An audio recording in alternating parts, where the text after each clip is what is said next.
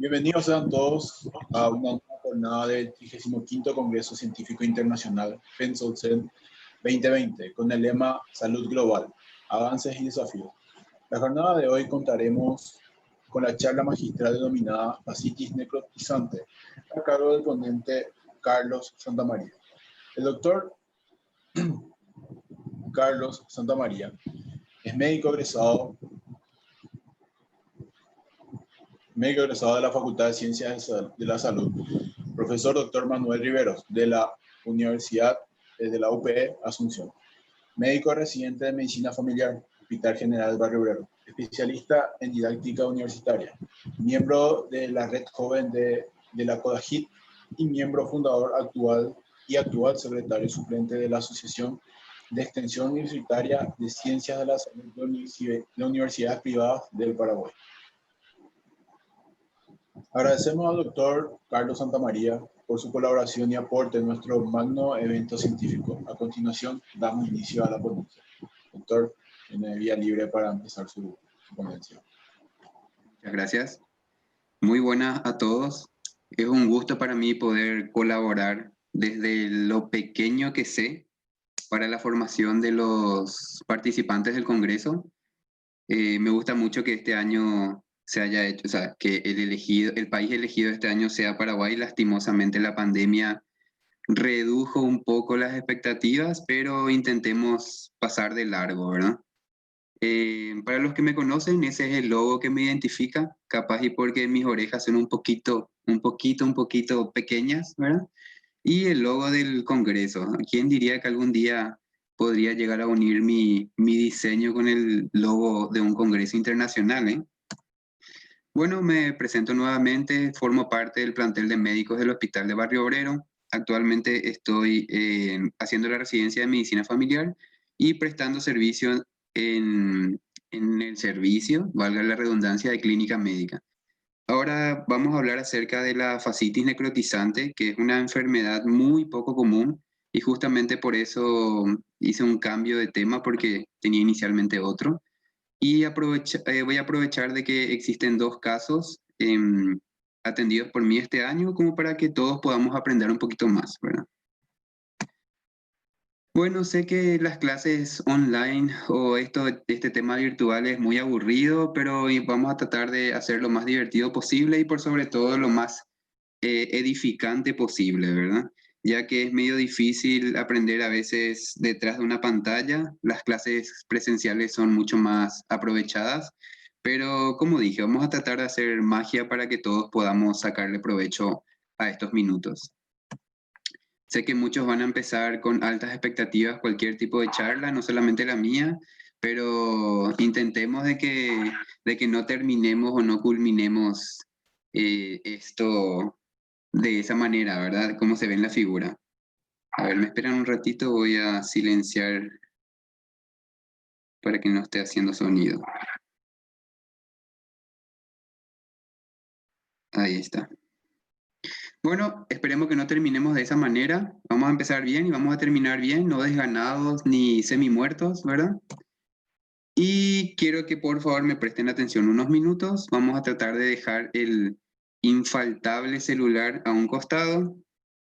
Pongámonos cómodos y bueno, vamos a aprender. Eso es lo más importante.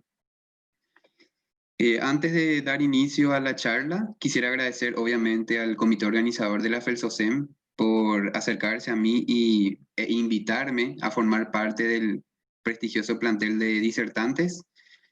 Como dije, lastimosamente la pandemia no va a hacer que visiten mi querido Paraguay, pero espero que años más adelante les recibamos con los brazos abiertos, ¿verdad? Aquí estoy yo, por suerte una foto desde lejos para que no vean de que soy un poquito tan feo, ¿verdad? Entonces, como ya me presentó el compañero, vamos a pasar de largo. Bueno, la fascitis necrotizante entonces es una infección rara. Específicamente una infección que tiene predilección por piel y tejidos blandos. Se caracteriza por ser altamente destructiva y provocar necrosis en la piel, afectando todo lo que corresponde a dermis, a tejido subcutáneo y por sobre todo también a la fascia, de ahí deriva su nombre, ¿verdad? constituye la forma más grave de infección de partes blandas. ¿Por qué digo la más grave? Porque tiene un inicio inocente que progresa muy rápido y eso hace que destruya todo tipo de tejido en la zona de inicio, que incluso puede llegar a provocar una sepsis o una contaminación masiva o sistémica y provocar la muerte del paciente en un promedio de 48 a 72 horas si es que no se trata a tiempo. Debido a su asociación con una importante toxicidad sistémica, es que se habla de que su mortalidad es sumamente elevada. A nivel de literatura, vamos a encontrar que algunos libros le dan un promedio de 18%, otros entre el 50%, pero la mayoría más o menos coincide en una tasa promedio del 25%. Algunos textos o algunas literaturas también mencionan de que este porcentaje puede elevarse si es que el paciente cumple con ciertos criterios, como por ejemplo si es que se encuentra en los límites de la vida, se encuentra por ejemplo un paciente recién nacido o un paciente añoso y con situaciones de comorbilidad o situaciones comórbidas, o sea que el paciente tiene alguna patología de base que le torna susceptible para el desarrollo o la progresión rápida de la infección. ¿Cuál es la más común de ellas? Y creo que todos estamos cansados incluso de escuchar a la diabetes. La diabetes lastimosamente es una de las comorbilidades que más, eh, que constituye como un portal para diferentes tipos de patologías y que puede llegar a empeorarlas si es que se manifiestan.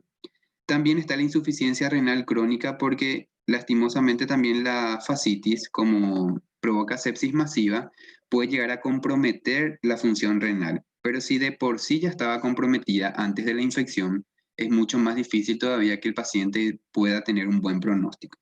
Y enfermedades de tipo conectivo o conectivopatías, entre otras, ¿verdad? Hay varias. Lo que tenemos que recordar es que la fascitis necrotizante también puede llamarse gangrena estreptocócica y fue descrita por primera vez en 1924 por el científico llamado Meleney. Él hablaba de que la fascitis es el compromiso de la fascia muscular, específicamente esa pequeña y fina capa de tejido que como que aglomera las fibras musculares para poder constituir el músculo en sí, ¿verdad? Esta se llena de secreción y la secreción a su vez es la que contamina los tejidos circundantes. La fascitis va a adoptar diferentes nombres según el sitio anatómico que afecta, ¿verdad?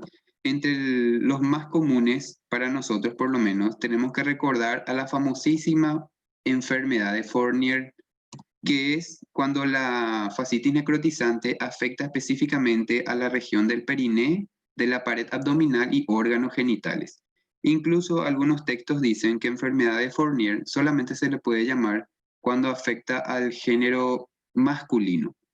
Pero hay una contradicción con otros textos que hablan de que solamente es con el género femenino. Así que yo prefiero englobar con que afecta a los órganos genitales, sin ningún tipo de género en específico. Después es más o menos lo mismo, se le llama gangrena gaseosa porque la bacteria tiene la particularidad de generar gases cuando está afectando a la fascia y estos gases hacen que nos pueden ayudar a nosotros a determinar si justamente estamos en presencia de una fascitis o no, ¿verdad? Los otros nombres no vamos a mencionar tanto porque ya no tienen mucho sentido, es una utilización o una jerga un poco desfasada. ¿Cuáles son las causas de la fascitis necrotizante? Y sí o sí tenemos que recordar que la fascitis, por lo general, tiene una puerta de entrada, o sea, tiene un antecedente quirúrgico o un antecedente traumático. Esto no necesariamente tiene que estar presente porque se atribuye que en un 20% no se conoce el origen o la puerta de entrada o la causa o el detonante de la fascitis necrotizante. Y vuelvo a repetir, es una infección sumamente rara que tiene un pronóstico muy delicado. ¿Por qué? Porque nosotros vemos un área de lesión que en realidad puede no aparentar tanto compromiso. Sin embargo, va a depender de la proximidad con vasos sanguíneos y de la afectación neurológica que puede llegar a generar esta infección de partes blandas. ¿Cuáles son más o menos las causas que nosotros podemos recordar o que podemos citar Y están, como dije, principalmente los traumatismos. Los traumatismos localizados preferentemente en las extremidades. Eso no es exclusivo tampoco. Por lo general se encuentran los traumatismos en regiones de los miembros, tanto inferiores como superiores. Es más común en miembros inferiores en los pacientes diabéticos, pero también puede afectar otras áreas como son el cuello y el tórax. Y justamente los pacientes que les voy a mostrar, que son dos, tienen afectación en miembro inferior y tienen afectación en región cervical, así que coincide con la literatura. Las heridas penetrantes de cualquier tipo y con cualquier elemento. Las infecciones locales. Eso puede deberse, por ejemplo, a una infección de tipo cutánea, pero por otro agente etiológico. Puede ser una infección como una forunculosis o puede ser una fúngica, que también con el rascado yo provoco abrasiones y estos constituyen puertas de entrada a las bacterias. Una cirugía en la región genitourinaria.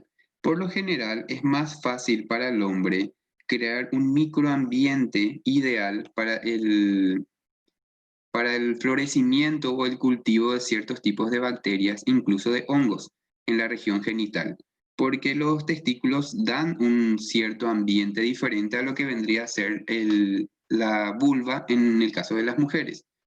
Esto entonces condiciona a que ciertas bacterias que puedan encontrarse en la región tengan mayor facilidad de proliferación. Y hablamos de que estas cirugías, como también constituyen, y repito otra vez, puertas de entradas, pueden facilitar el acceso a las bacterias. Por ejemplo, si hay una cirugía por circuncisión o una herniorrafia o una hernioplastía, si es que nosotros nos realizamos ese procedimiento, pero no tenemos la asepsia suficiente o directamente no la realizamos, es mucho más predisponente el ingreso. Antecedentes de cirugía abdominal. Eso es debido a la manipulación de órganos que tienen en su interior bacterias, que son las encargadas obviamente de fermentar los alimentos que consumimos, de formar la materia fecal y todo beneficioso para nosotros si está contenido en el interior del órgano digestivo. Obviamente que va a depender de cada órgano también. Pero si es que el contenido se disemina a otra parte del cuerpo, ahí empiezan las complicaciones.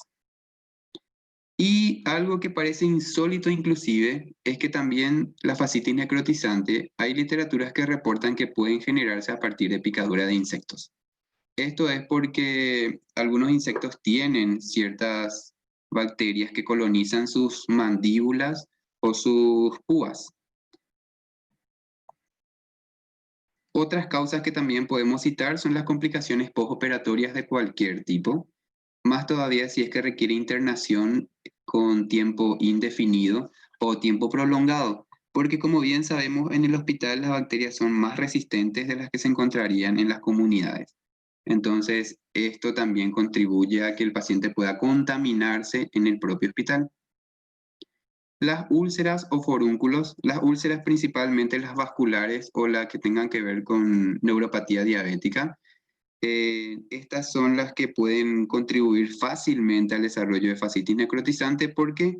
Porque en el caso de los diabéticos hay una afectación de tejido, pero ellos tienen alterado el sensorio. Entonces, la lesión progresa con mayor facilidad porque ellos no se van a dar cuenta a menos de que miren que existe una lesión en ese sitio.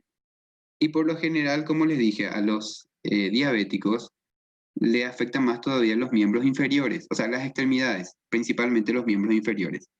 Y ellos, como saben, tienen que controlarse por lo menos una vez al año los pies.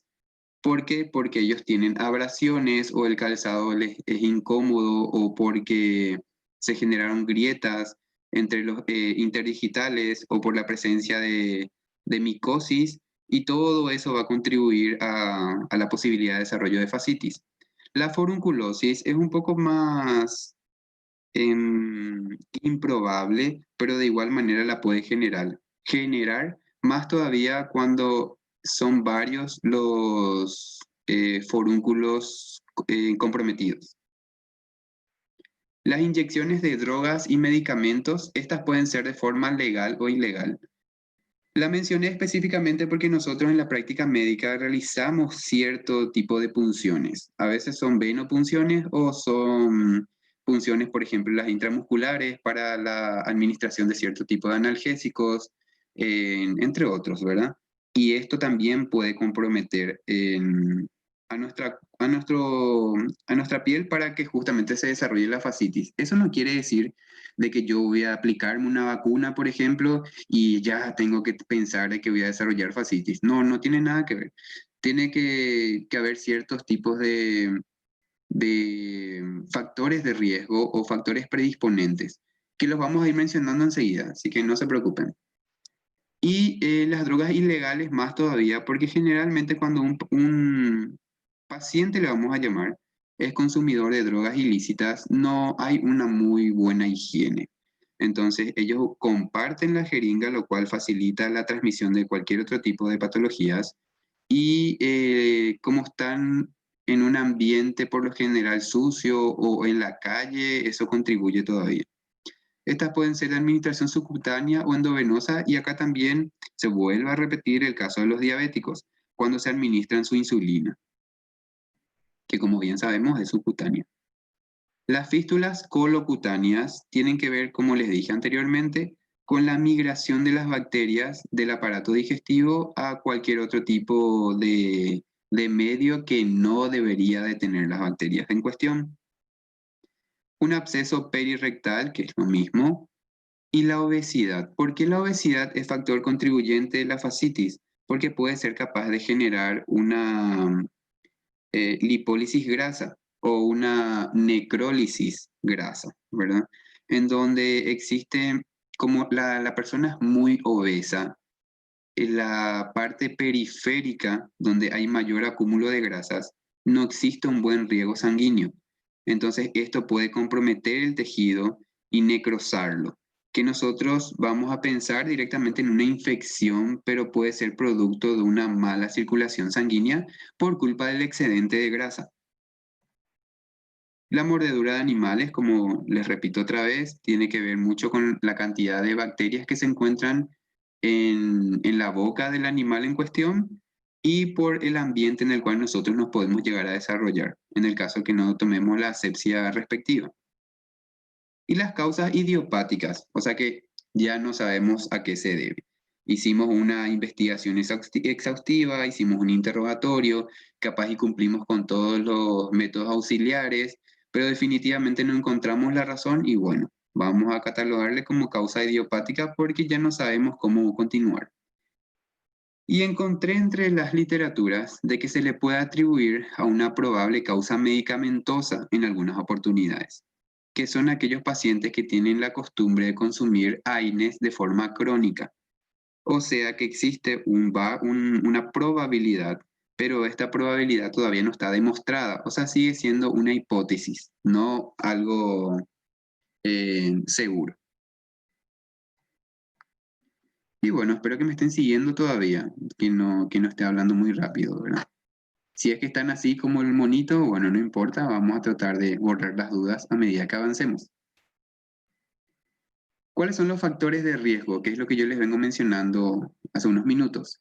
Existen grupos de personas que están más predispuestas a desarrollar fascitis necrotizante o cualquier tipo de infección en realidad. ¿Y quiénes son estas personas? Bueno, primero los pacientes diabéticos. Los pacientes diabéticos, como les dije recién, ellos no sienten las grietas, las cortadas, los diferentes tipos de trastornos tróficos o alteraciones tróficas que puedan llegar a padecer. Y esto es lo que hace que se transformen en pacientes predisponentes, porque ellos al no sentir, no lo ven, no lo contemplan, no lo cuidan. Los pacientes inmunodeprimidos, que obviamente los pacientes diabéticos son un ejemplo, ¿verdad? Pero me estoy refiriendo a pacientes inmunocomprometidos de forma un poco más sistémica, como por ejemplo los pacientes con VIH, los pacientes que tienen ciertos tipos de patologías. Ellos también van a desarrollar la fascitis, pero por facilidad de proliferación de la bacteria, ya que el sistema inmunitario no es eficiente, no puede ser capaz de eliminar la noxa que está introduciéndose en ese momento. Los usuarios de drogas de vía parenteral, que es lo que le dije recién, principalmente es lo que son de consumidores de drogas ilícitas. Los pacientes con enfermedades crónicas, como por ejemplo la insuficiencia renal, la diabetes, en cierta medida también influyen los pacientes con hipertensión. Y la puerta de entrada pueden ser generalmente pequeños traumatismos, pero como les repito, un 20% de los pacientes no registran un sitio específico que pueda constituir una puerta de entrada. Los pacientes alcohólicos también forman parte de los de riesgo porque ellos tienen el consumidor crónico de alcohol desarrolla cierto tipo de anemia, una anemia megaloblástica, que esto va a contribuir al desarrollo de la desnutrición. Y los pacientes obesos, que es lo que también ya les expliqué. Algo que también tenemos que tener en cuenta es que un paciente renal suele tener problemas con la albúmina o problemas con las proteínas en sí. Y al no haber la cantidad de proteínas suficientes circulantes en sangre, va a comprometer la cicatrización de la herida. Por eso es que es importante que nosotros estemos bien nutridos. Y no nos tenemos que guiar por los parámetros físicos para hablar de nutrición, porque una persona gordita igual puede tener problemas nutritivos o nutricionales, al igual que una persona flaquita. O sea, nada tiene que ver el peso muchas veces, sino que el medio interno es otro planeta, ¿verdad? Así que no le culpen solamente al gordito, ¿verdad? Pero como les leí, el obeso tiene un factor predisponente, siempre y cuando nosotros corroboremos que el medio interno del paciente obeso se encuentra efectivamente alterado o que la capa de grasa del paciente obeso es realmente grande o importante. ¿Cómo nosotros podemos clasificar a la fascitis necrotizante? Y existen varias formas de clasificación. Yo les voy a mencionar 3 de ellas. Una es desde el punto de vista o del aspecto microbiológico. O sea que existe de tipo 1, tipo 2 y tipo 3 según la cantidad de bacterias que nosotros podemos encontrar presente o según la bacteria que nosotros encontremos presente. Al igual que también influye mucho si el paciente tiene o no cierto compromiso inmunológico. El tiempo de presentación. Si es que la presentación es de días, yo puedo hablar de una fascitis necrotizante de tipo aguda.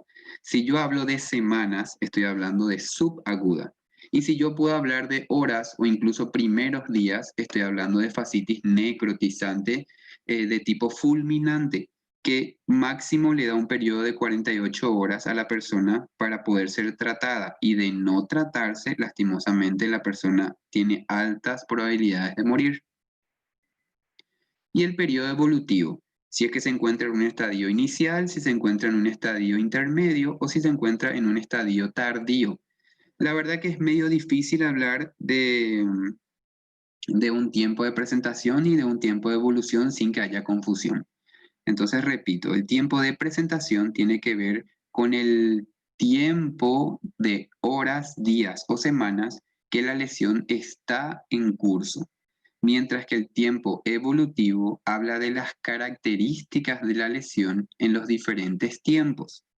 Entonces, eso es para que puedan ubicarse más o menos. En el estadio temprano, la persona por lo general no suele consultar. ¿Por qué? Porque desmerita la lesión que está teniendo.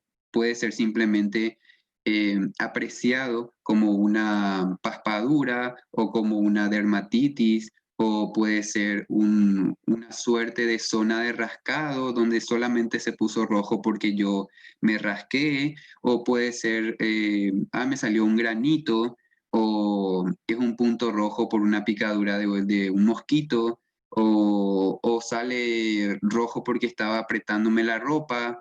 O sea, hay diferentes tipos de factores ensombrecedores en este punto. O sea, la persona no siempre califica que ese punto rojo que está apareciendo ahí es realmente una lesión. En el estadio intermedio sí ya hay una lesión propiamente dicha, en donde las personas pueden llegar a tener desarrollo de secreción o no, dependiendo del sitio de la lesión y dependiendo de la extensión. Y por lo general aparecen las formas iniciales de necrosis, en donde si es que esto no es atendido a tiempo, progresa al estadio tardío y hay zonas que nosotros tenemos la obligación de debridar para poder eliminar la mayor cantidad de bacterias que se encuentran en ese tejido muerto. Y la clasificación más importante es la primera, la que había mencionado, la microbiológica, que tenemos 3 tipos. La del tipo 1 compromete varias bacterias. O sea que si nosotros realizásemos un cultivo de la secreción que encontramos, ya sea por un drenaje de forma espontánea o a través de una punción, vamos a enviar eso al laboratorio para que se haga un cultivo y alrededor de 3 a 5 días retornaría informándonos que hay bacterias o es polimicrobiana, ¿verdad? En donde obligatoriamente tiene que existir la presencia de una bacteria anaeróbica y pueden existir una o más bacterias anaeróbicas facultativas. Pero ese más o menos es el criterio, de que para ser de tipo 1 tiene que existir obligatoriamente una anaeróbica y en compañía de una bacteria anaeróbica también, pero de tipo facultativo, ¿también? O facultativa. En este tipo, las personas generalmente afectadas son personas que tienen comorbilidades, principalmente los diabéticos. Y el tipo 1 es la fascitis necrotizante de aparición más frecuente. La de tipo 2 es menos frecuente que la de tipo 1, afecta por lo general a personas que son absolutamente sanas y que son personas jóvenes. Por lo tanto, podemos atribuir a que varias fueron las causas que pudieron ser las causas detonantes de esta patología, ¿verdad? Y acá por lo general aparece el estreptococos del grupo A. Ya puede encontrarse solo el estreptococos o en combinación con otras bacterias, pero el estreptococos tiene que estar de forma obligada. Y el tipo 3 es un tipo en realidad nuevo que habla de que está relacionado con la presencia del Vibrio vulnificus. Es un tipo de bacteria que nosotros podemos encontrar al manipular mariscos. Esto puede ser porque nosotros trabajamos con ellos o porque nosotros los consumimos de forma no cocida, o sea, de forma cruda, ¿verdad? Y hay muchas comidas que tienen el consumo de mariscos crudos, así que hay que atender de dónde vienen los mariscos para poder decir que no vamos a desarrollar o contaminarnos o infectarnos de cualquier cosa, ¿verdad? Y en realidad es la forma menos frecuente, sin embargo, es la forma más letal, es aquel tipo en el que en horas uno puede llegar a manifestar complicaciones severas e incluso la muerte. Y hay algo que quiero que tengan muy en cuenta. Como tuve la suerte, y tengo todavía la suerte de poder tratar con personas con fascitis necrotizante, escuché que incluso colegas o internos dijeron de que era una negligencia médica el diagnóstico tardío de la fascitis. Y en realidad les explico lo siguiente. En los estadios iniciales de la enfermedad es indistinguible la fascitis necrotizante. O sea que no es un mal diagnóstico médico, sino que como es una enfermedad infrecuente, obviamente que no va a pensar en fascitis. Y acá hay que atender mucho también. Las personas no son de consultar en estadios iniciales, ya sea por vergüenza, ya sea por desconocimiento. Hay un montón de factores. Hay personas que directamente no consultar porque tienen que dejar de ir a su trabajo y dejar de asistir al trabajo puede comprometer su curso en él. Entonces, si nosotros vemos o conocemos de casos de fascitis necrotizante, simplemente ocupémonos de aprender del caso y no de juzgar al profesional que de repente efectivamente pudo haber hecho pasar esa fascitis porque no impresionaba fascitis. ¿Cuáles son los diagnósticos diferenciales de la fascitis? Y están la celulitis por sobre todo, es el principal. que tiene las mismas características, tiene los mismos signos inflamatorios, capaz y el mismo dolor incluso, pero el tema o la gran diferencia con la fascitis y la celulitis es la progresión. La evolución de la fascitis es mucho más brusca. La erisipela. Bueno, la erisipela tiene ciertas características en común, pero tiene grandes características diferenciales. La forunculosis es una infección del forúnculo que puede darse por cualquier motivo, entonces también puede ser motivo de confusión. Las picaduras de insectos, que es justamente lo que le mencioné hace rato, uno puede desmeritar diciendo me picó una araña, me picó una hormiga, me picó, no sé, una abeja, me picó lo que sea. Entonces le pone más o menos alcohol o una crema de uso común o le pone un montón de cosas porque en realidad nuestra gente se pone de todo un poco, ¿verdad? Y deja progresar, ya no le mira y al fin y al cabo termina complicándose. O una herida sobreinfectada, o sea, la persona ya tuvo un corte previo, pudo haber consultado o no, y tuvo una mala higiene o tuvo manipulación de la herida y eso complicó todo, ¿verdad? En nuestro país, por lo menos en el área pediátrica, de las zonas de población de escasos recursos, todavía existe la manipulación de la herida. Entonces, ¿qué pasa? Por ejemplo, existe un paciente pediátrico con tungiasis, la mamá o el responsable o el padre, ¿verdad? Para que no digamos género, los padres y los responsables, en vez de llevar a un centro de salud o un centro asistencial o de realizar ellos mismos la retirada de la pulga, directamente lo hacen de forma eh, poco higiénica y eso complica la lesión. Así que no nos volvamos locos y tampoco nos pongamos a criticar al personal, colega nuestro o personal de blanco porque no detectó una fascitis, porque eso le puede pasar a cualquiera. ¿Cuáles son los signos y síntomas de la enfermedad? Y tenemos entre los signos que claramente son lesiones cutáneas. Obviamente que, como dijimos, la fascitis afecta piel y partes blandas. Hay presencia de signos inflamatorios. El que sí o sí se va a encontrar presente es el calor y el rubor. O sea, hay zonas rojas y calientes. Por eso es que se confunde con la celulitis. Al principio, el paciente puede no tener tumefacción. O sea que no hay un edema o una hinchazón o un breve bulto en la región que el paciente manifiesta como rara, ¿verdad? Y dolor. Al principio o en la fase inicial de la fascitis, el dolor es muy poco común y se va exacerbando e intensificando con el transcurso de las horas. Inclusive, la zona de lesión puede ser sumamente inocente, pero el dolor es abismal. Entonces, si ustedes tienen un paciente que les refiere que les duele demasiado, no tienen que catalogarlo como famoso paciente H, porque la fascitis necrotizante duele mucho. Entonces, ¿qué podemos indicar? Y por lo menos lo más común en casos de internación es el tramadol.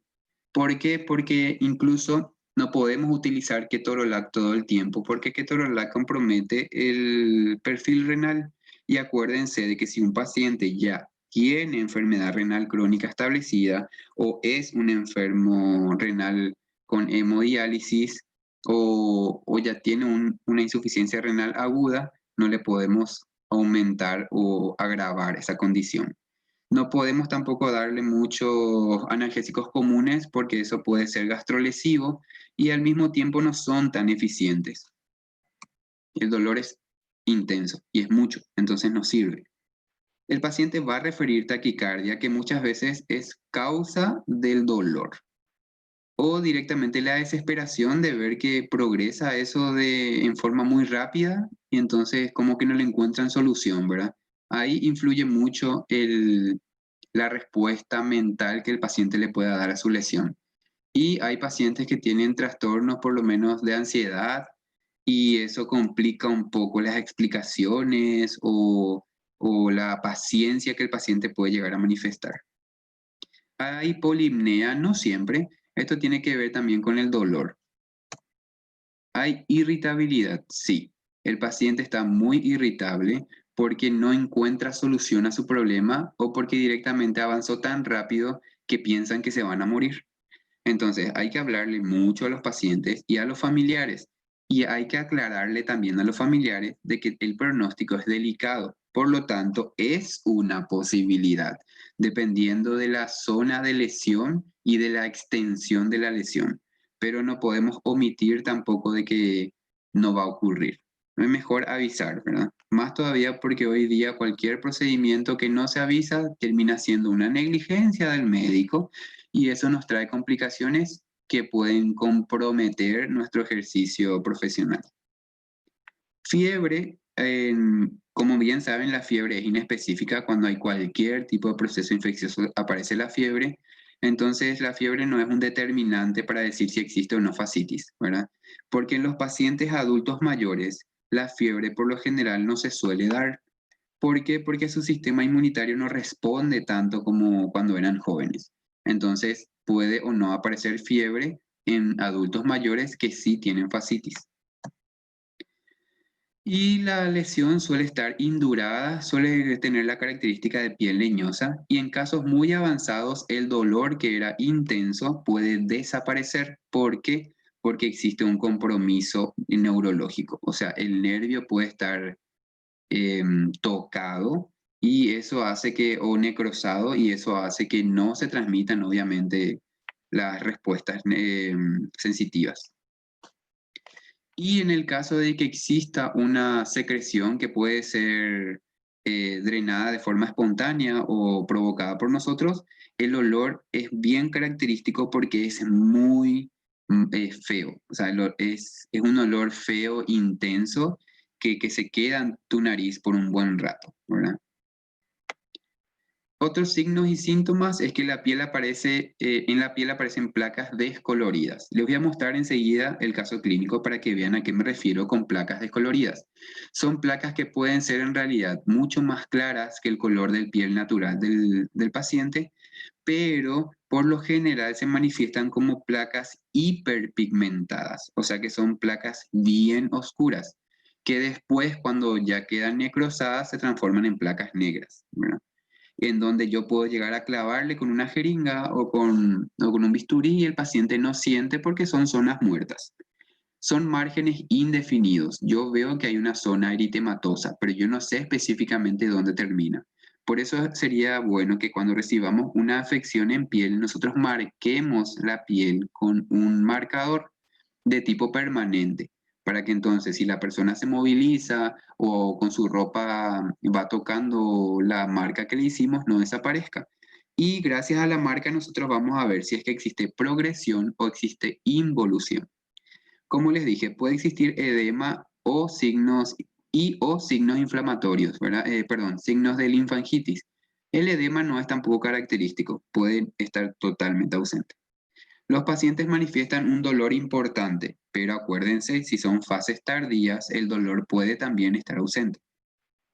En los casos agudos, de 2 a 3 días después de que yo constate una lesión puntiforme como un granito, yo puedo presentar un edema intenso que se puede extender súper rápido a nivel de la piel y esto va a formar placas rojas que después se tornan en placas un poco más oscuras, de específicamente placas púrpuras o placas violáceas o placas negruzcas. Y esto es lo que nosotros conocemos como zona de lesión. Y es rodeando más o menos esas placas se encuentran lesiones ampollosas, lesiones bullosas grandes o pequeñas con contenido líquido en su interior que es del color del café con leche un poquito más claro, líquido ceroso. Y esto nosotros tenemos que siempre tratar de cultivar para que nuestro tratamiento antibiótico de ser empírico pase a ser dirigido. ¿Está bien? Este es el ejemplo, uno de los ejemplos. Acá vemos a la paciente número 1. Ella es una paciente obesa, como se puede ver acá en la figura, justamente por eso no corté. Es una paciente obesa, tenía obesidad de tipo 2. Ella es diabética y ella refiere que en esta zona de la lesión, la zona más oscura, ella tuvo un pequeño punto, una lesión puntiforme, eritematosa, que en una cuestión de horas se llenó de secreción, ¿verdad? Pero la paciente en sí no se dio cuenta, se dio cuenta su familiar. ¿Por qué? Porque el delantal adiposo cubría la raíz del muslo. Con el correr de las horas, porque esta es en sus fases iniciales, comenzó a manifestar zonas de lesión ulcerada en varias partes circundantes a la zona de lesión inicial. Como vemos acá hay otra, y acá vemos zonas bullosas, como les había dicho, de contenido líquido. Acá también se puede ver. Esto es más o menos entre 24 a 48 horas después de que la paciente manifestó que en esta región le apareció, como se ve acá, una pequeña vesiculita, ¿verdad?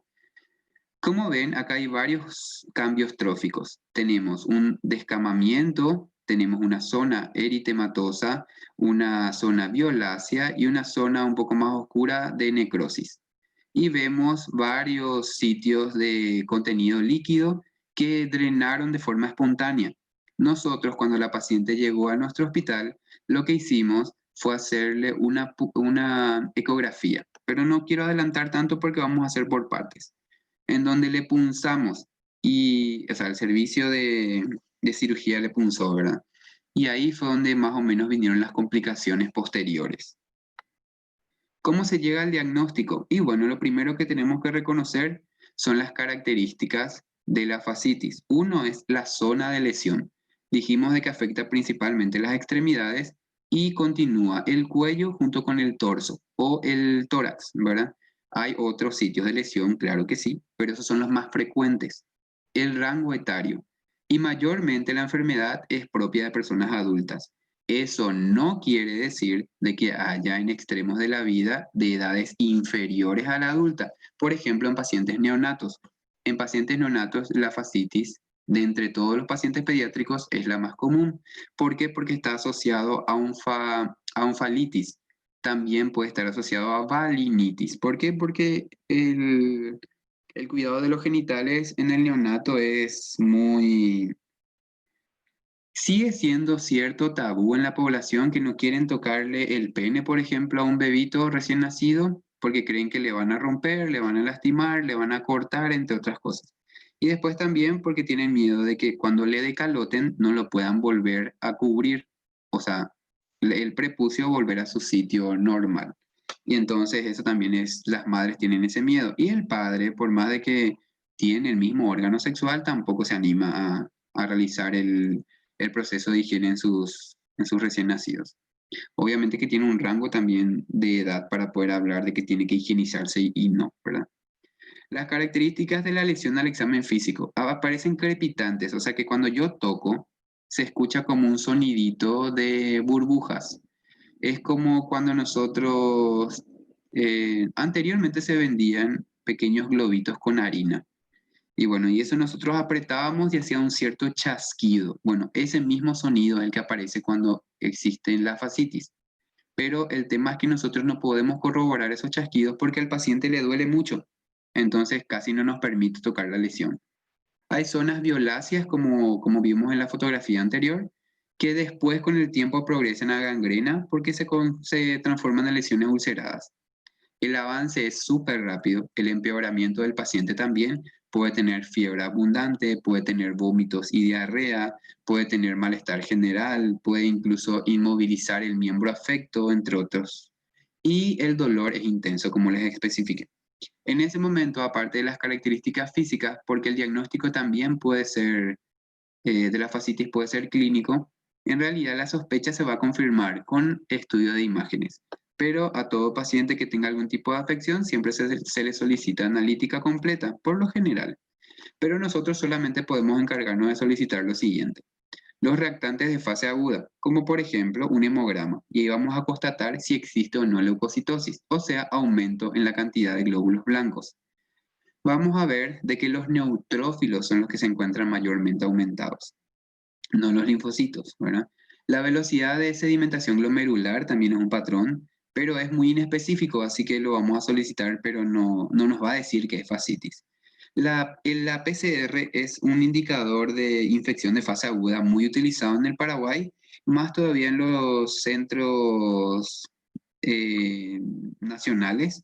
¿Por qué? Porque la procalcitonina, que es un poquito más específico ahora, no se cuenta en los servicios. Pero también nos va a indicar si es que existe o no cierto grado de infección, solamente que no nos va a decir en dónde ni quién es el responsable, ¿verdad?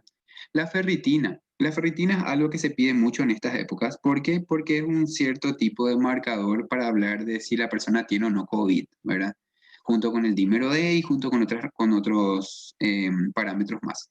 Pero la ferritina es un buen indicador de cualquier tipo de infección en su fase aguda. Así que hay que tener en cuenta que no es solo para COVID, ¿verdad? La albúmina, como les dije, para saber si es que la cicatrización de la herida va a ser efectiva y porque la albúmina también me indica si es que la albúmina desciende de forma brusca, de que la infección es reciente y que es progresiva. Y nunca olvidemos de pedir el perfil renal porque si el paciente, como les dije, no se conoce con infecciones renales, con alteraciones renales, nosotros a través de un examen de laboratorio podemos comunicarle que lo es, ¿verdad?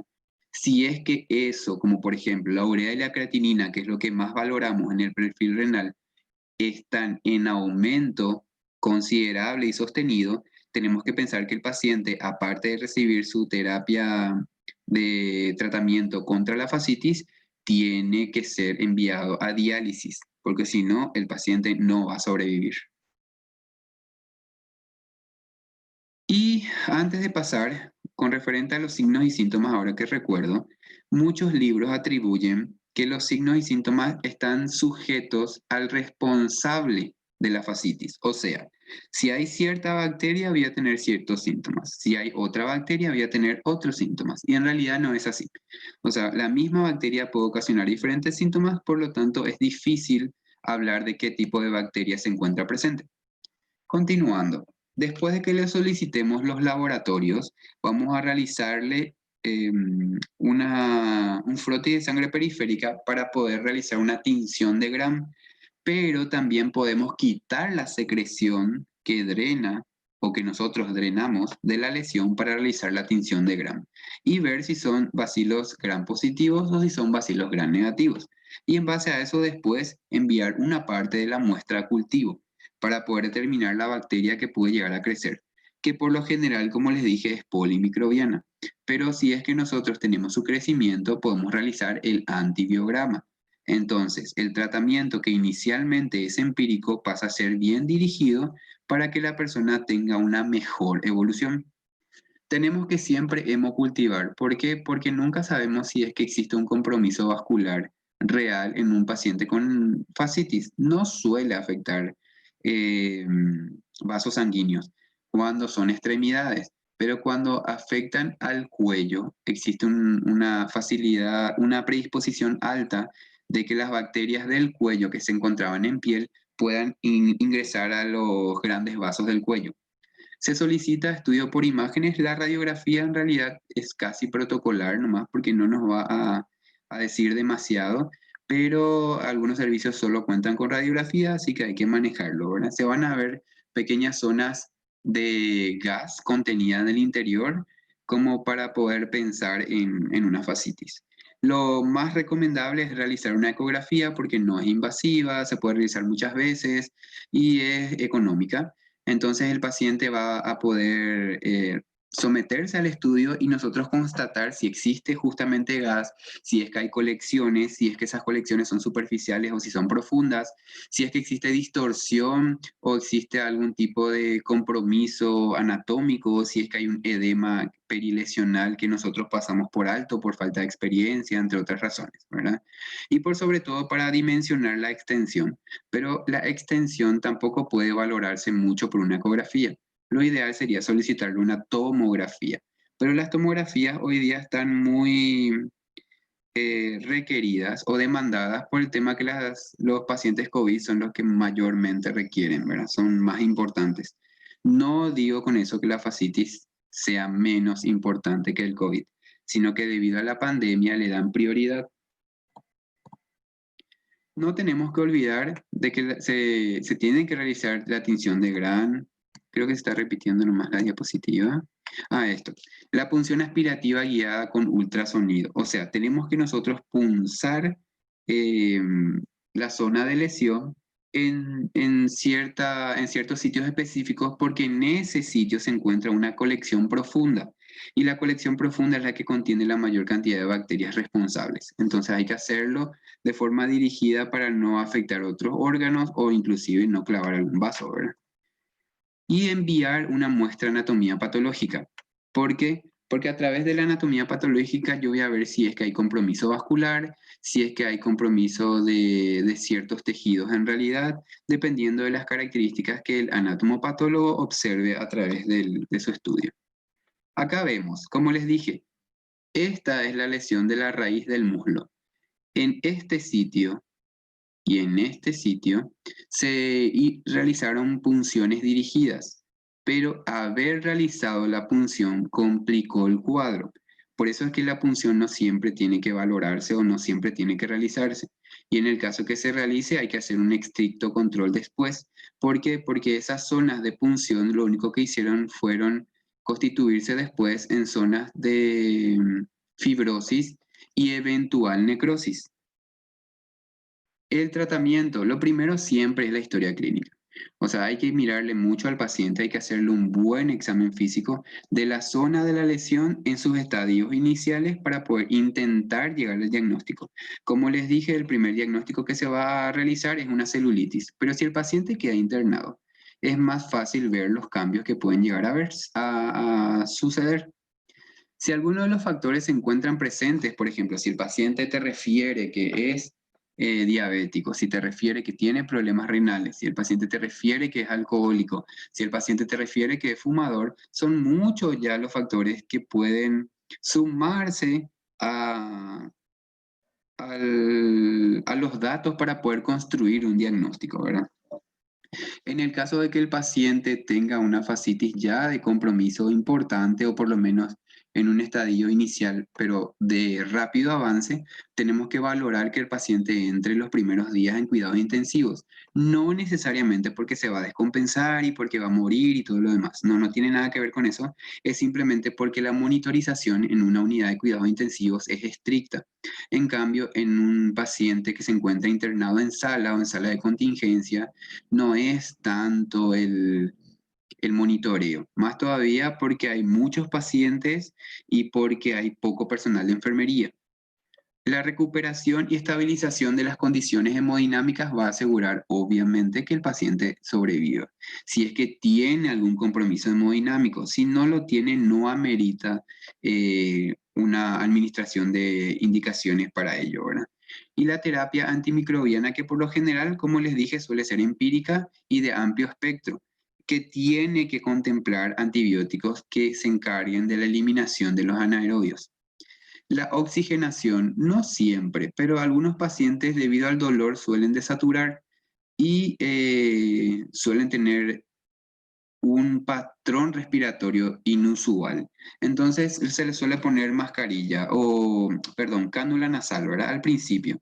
Más todavía cuando van a dormir, donde el dolor puede intensificarse porque ellos están muy quietos y porque demasiada atención le prestan a la herida en el silencio en el que se encuentran, ¿verdad? La sedación y la analgesia tiene que ser algo constante, o sea, tenemos que dejar indicado a horario los analgésicos que vamos a utilizar y en el caso que realicemos curaciones, siempre tenemos que realizar una sedación previa. La lidocaína en esos sitios no es bien absorbida, así que podemos utilizar, por ejemplo, ketorolac en el caso de que el paciente no tenga problemas renales o podemos utilizar tramadol más o menos cerca de las zonas de curación.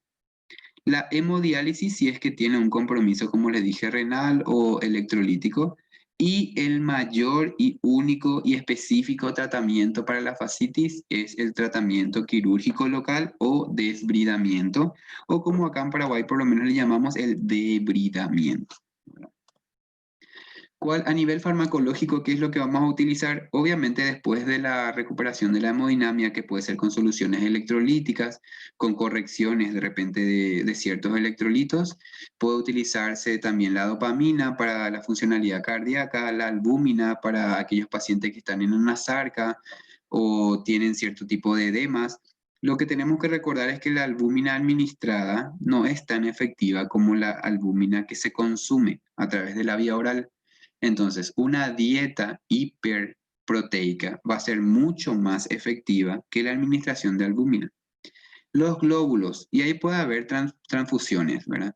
Hay pacientes que fácilmente hacen anemia después de los desbridamientos, entonces hay que transfundirle. Más todavía si es que tienen por debajo de 7 o tienen entre 7, 8 y tienen síntomas.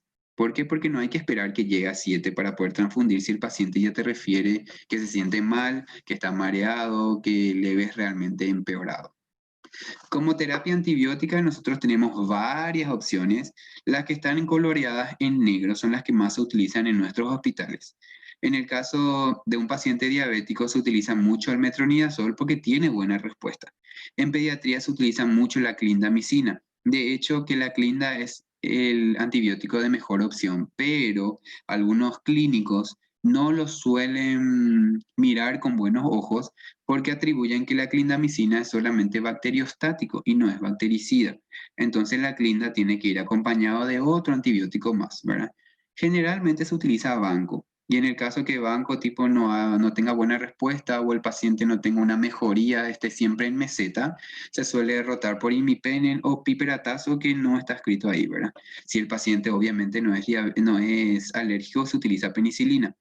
Hay un esquema rápido de que todas las afecciones de fascitis necrotizante que estén por encima del diafragma se tratan con penicilina y todos los que estén por debajo del diafragma no se tratan con penicilina. Se tratan generalmente con metronidazol, pero eso es un esquema rápido y hasta grosero, ¿verdad? Pero sirve. Así que ahora voy a mostrar imágenes con referente a los casos clínicos. No se asusten, falta poco ya para que terminemos, así que un poquito más, aguanten. Esta es una lesión situada en cuello, específicamente también en la región posterior del tórax. Esta es una señora de 53 años de edad. Ella no se conocía diabética, ella tuvo su debut de diabetes en la internación. Tuvo una hemoglobina de 14.1, o sea, era sumamente diabética. Ella refiere no conocerse, pero tenemos que manejar siempre la opción de que los pacientes diabéticos mienten, ¿verdad? Entonces, tratemos de recordar lo que decía House, ¿verdad? Todos los pacientes mienten y hagamos de igual manera una solicitud de hemoglobina glicada a todos los pacientes que tengan infecciones cutáneas para evitar cualquier tipo de problemas, ¿verdad? Acá se puede ver el área que yo les mencionaba, el área hiperpigmentada. Esta es el área que yo puedo llegar a clavarle con un bolígrafo o pasarle de este lado al interior con un bisturí y ella no va a sentir porque son áreas necróticas que hay que sacarle, ¿verdad? Son áreas muertas. Esto que se ve acá es tejido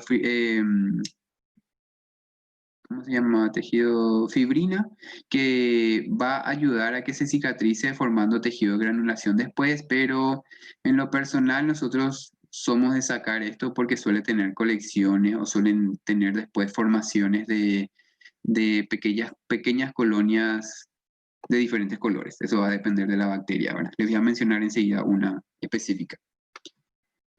La señora tuvo un drenaje, una sonda de drenaje porque la colección era abismal. Estos fueron sus estadios iniciales. Como se ve acá, ya es más o menos desbridada y era bastante el compromiso. Se puede ver un área de lesión de cambios tróficos, más o menos casi todo lo que compromete a la espalda posterior superior, ¿verdad? Y acá vemos que drena secreción. Esta secreción acá se ve de forma amarillenta, pero en realidad, si nosotros acercábamos bien a la vista humana, ¿verdad?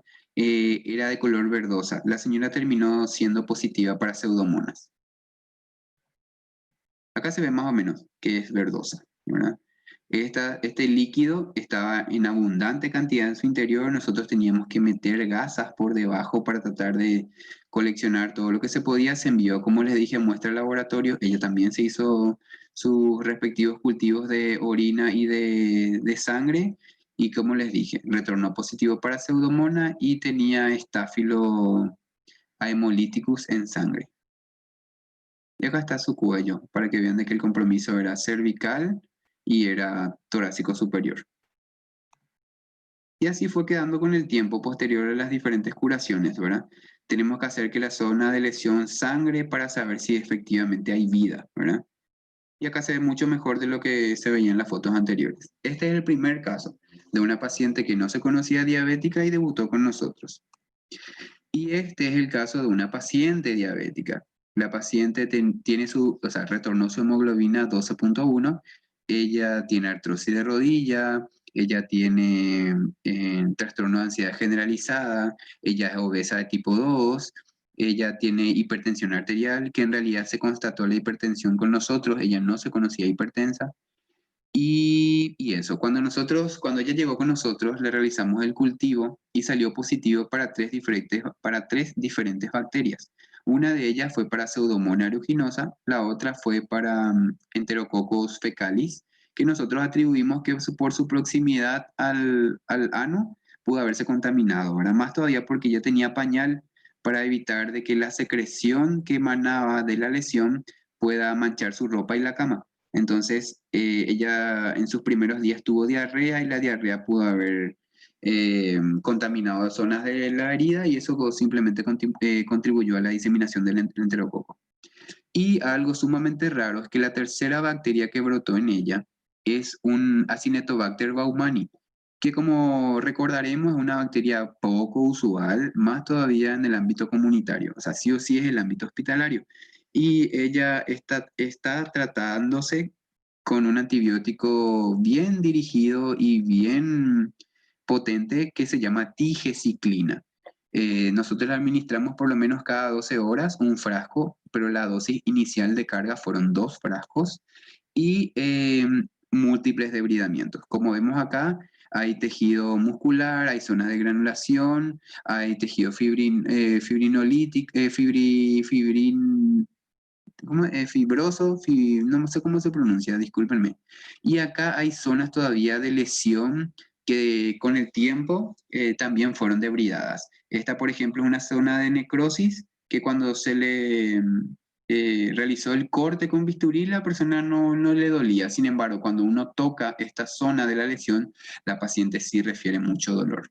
Y como se ve acá se ve una zona de lesión cóncava.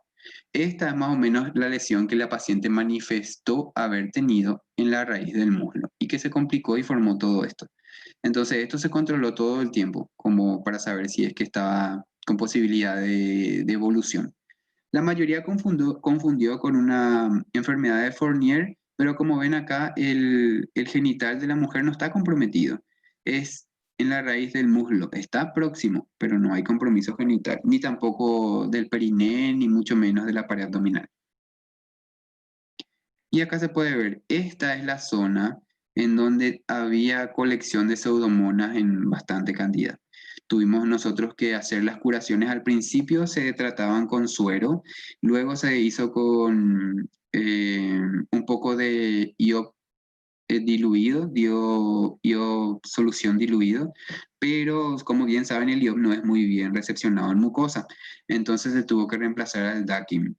Y el DAKIN nosotros, como la persona refiere bastante dolor, lo hacemos también un poco diluido, no es la fórmula tradicional que siempre se utiliza. ¿Existe algún método de prevención? Y no. No existen vacunas ni inmunoglobulinas que se le pueda suministrar a alguien para decir no va a tener fascitis.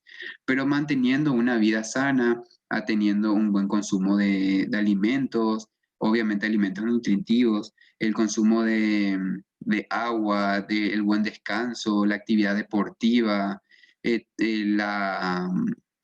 esquema de inmunidad al día, nosotros estamos contribuyendo a que el cuerpo pueda ser capaz de defenderse de los diferentes responsables de ocasionar fascitis. Es medio complicado porque no es bien dirigido, pero por lo menos es una defensa fuerte de forma indirecta. ¿Y cuáles son las complicaciones? Y ya que hablamos de que uno de los pacientes atendidos tenía una afección cervical, tenemos que mencionar que obviamente la mediastinitis es la mayor y más severa complicación. ¿Por qué? Porque del cuello puede migrar fácilmente al mediastino. Hay un compromiso de la erosión de los vasos sanguíneos o de los grandes vasos del cuello. Entonces, esas son las dos grandes complicaciones. Después que se pueden formar diferentes tipos de trombos, que estos pueden migrar a través de los vasos sanguíneos y obviamente generar complicaciones a distancia, ¿verdad?